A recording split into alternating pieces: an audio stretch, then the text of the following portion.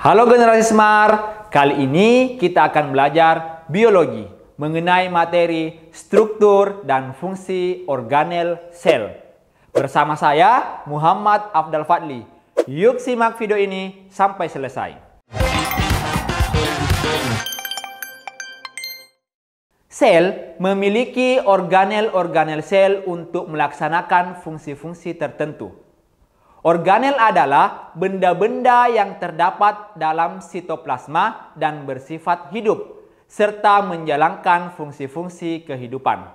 Organel-organel sel tersebut adalah yang pertama, retikulum endoplasma. Retikulum endoplasma adalah struktur yang berbentuk benang-benang bermuara ke inti sel. Letaknya memusat pada bagian dalam sitoplasma atau biasa disebut endoplasma. Maka disebut sebagai retikulum endoplasma yang biasa disingkat dengan RE. RE dibedakan menjadi dua, ya, berdasarkan ada atau tidaknya ribosom pada membrannya, ya. Sehingga yang pertama ada RE kasar dan yang kedua ada RE halus. Nah, RE kasar tadi yaitu jika membran RE berhadapan dengan sitoplasma ditempeli oleh ribosom. Ribosom itu berupa bintik-bintik, ya. Nah, yang kedua tadi RE halus. Nah, RE yang tidak ditempeli ribosom. Jadi mulus permukaan RE-nya, ya. Nah, selanjutnya fungsi retikulum endoplasma. Fungsinya di sini saya bagi menjadi 4. Yang pertama sebagai penampung sintesis protein. Yang kedua, menyintesis lemak dan kolesterol. Yang ketiga, menawarkan racun atau biasa disebut detoksifikasi. Dan yang keempat, memindahkan molekul-molekul dari bagian sel satu ke bagian sel yang lain. Nah, yang kedua, badan Golgi atau aparatus Golgi. Nah, badan Golgi ini merupakan organel sel yang berbentuk kantung-kantung pipih yang disebut sisterna yang terletak di antara RE kasar dan membran plasma. Jumlahnya beragam, dari 1 sampai ratusan untuk tiap sel, cenderung bersambung-sambung pada sel hewan namun tidak pada sel tumbuhan. Fungsinya juga saya buat menjadi 4. Yang pertama, membentuk kantung-kantung atau vesikula untuk sekresi. Yang kedua, membentuk membran plasma. Yang ketiga, membentuk dinding sel tumbuhan. Dan yang keempat, membentuk akrosom pada spermatozoa. Nah, organel yang ketiga adalah ribosom. Nah, ribosom terdiri atas 2 protein dan asam ribonukleat yang biasa disingkat dengan RNA. Dalam jumlah yang hampir sama.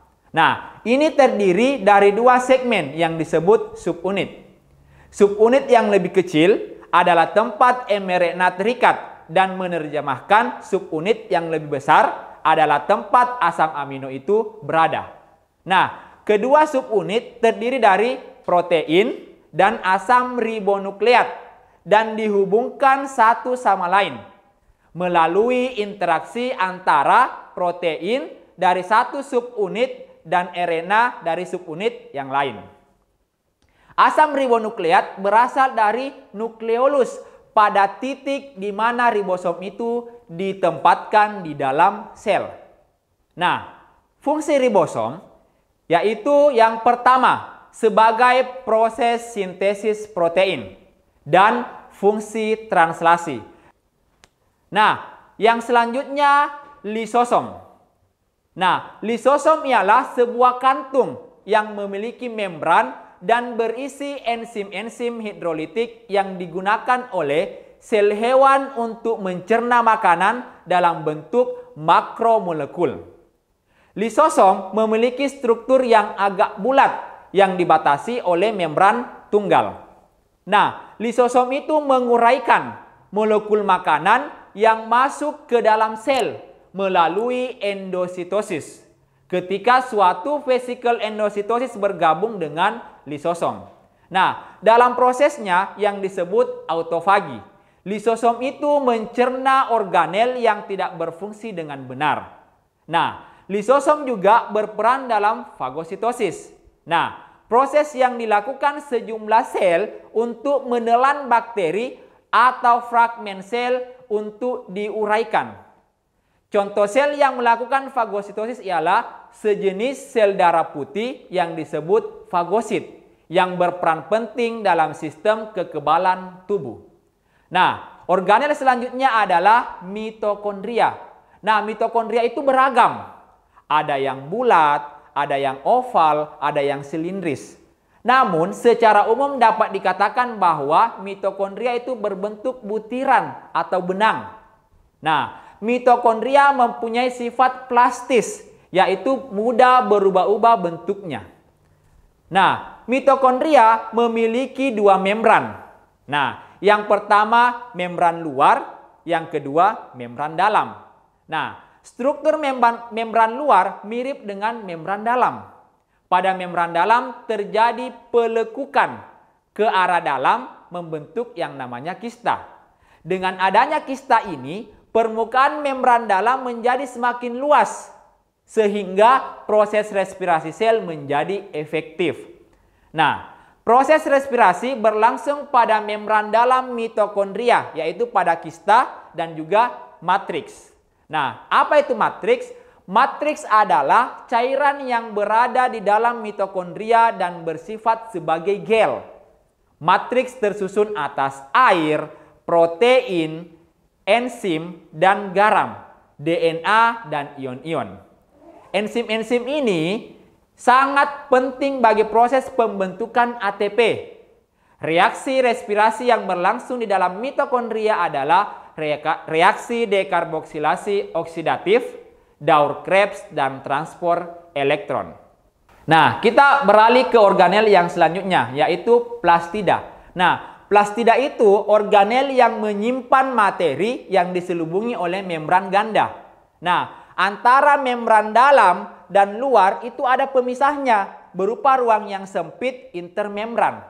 Nah, plastida ini dapat ditemukan pada sel tumbuhan dan alga. Plastida dibedakan menjadi, pertama, ada namanya kloroplas. Nah, struktur kloroplas terdiri atas dua membran. Membran luar, membran dalam. Nah, membran dalam membentuk lekukan-lekukan yang berbentuk kantong pipi yang dinamakan tilakoid. Nah, gambarnya bisa generasi Smart saksikan pada gambar berikut. Nah, fungsinya apa? Itu sebagai tempat terjadinya fotosintesis. Ya, itu fungsi dari kloroplas. Nah, menyediakan tempat berlangsungnya proses aktivitas fotosintesis, di mana sinar matahari yang ditangkap oleh tanaman akan diserap dengan baik melalui klorofil yang ada dalam kloroplas. Nah, yang kedua, kromoplas.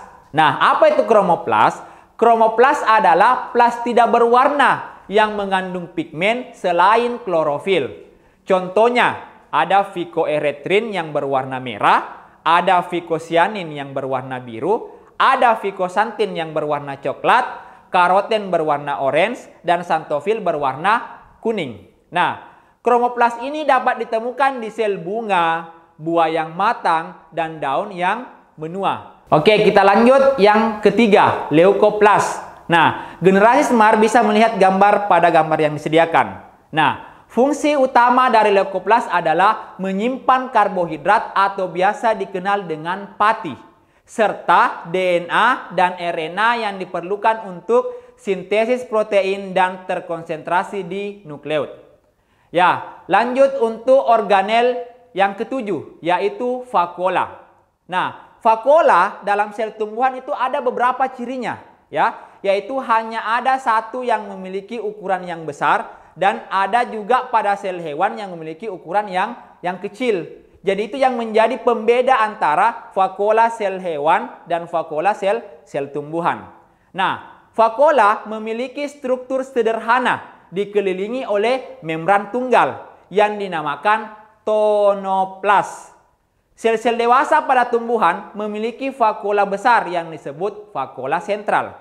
Vakuola berisi cairan dan dibatasi oleh membran yang disebut tonoplas, mengandung bermacam-macam substansi organik dan anorganik. Nah, organel yang selanjutnya adalah sentriol. Sentriol adalah struktur atau organel kecil yang terdapat pada sebagian besar sel eukariotik, tepatnya di dekat nukleus, yang berikatan dengan proses pembelahan sel, pengangkutan di dalam sel, dan motolitas sel. Sentriol terdiri dari struktur silinder bernama mikrotubulus, dan sentriol ini membelah secara tegak lurus selama pembelahan mitosis. Sentriol ditemukan pada hewan, tetapi tidak pada tumbuhan tingkat tinggi. Namun, sentriol ditemukan di beberapa tumbuhan tingkat rendah seperti lumut. Sentriol berfungsi sebagai proses pembelahan sel dalam membentuk benang spindel dan berperan membentuk silia dan flagel.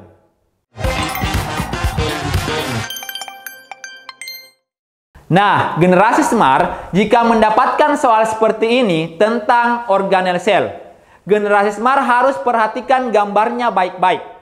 Nah, di gambar ada nomor 1, nomor 2, 3, 4, dan 5. Nah, selanjutnya ditanyakan bagian sel yang mengatur pergerakan saat masuk dan keluar dari sel ditunjukkan oleh nomor. Nah, generasi Smart harus perhatikan bagian luar dari organel sel tersebut, yaitu membran sel yang mengatur pergerakan saat masuk dan keluarnya sel yang ditunjukkan oleh nomor 1. Jadi jawabannya adalah A.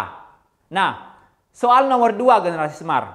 Berikut adalah organel-organel sel. Yang pertama ada lisosom, yang kedua ada ribosom, ada vakuola, ada mitokondria, dan ada sentrosom.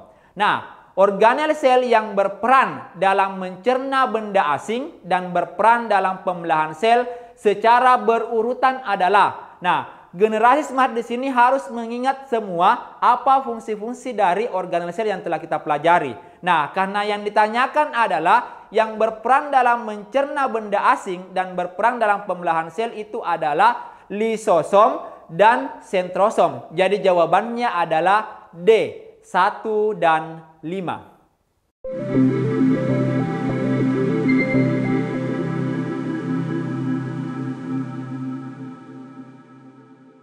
Semoga membantu ya generasi Smart. Sampai ketemu pada pembahasan soal selanjutnya.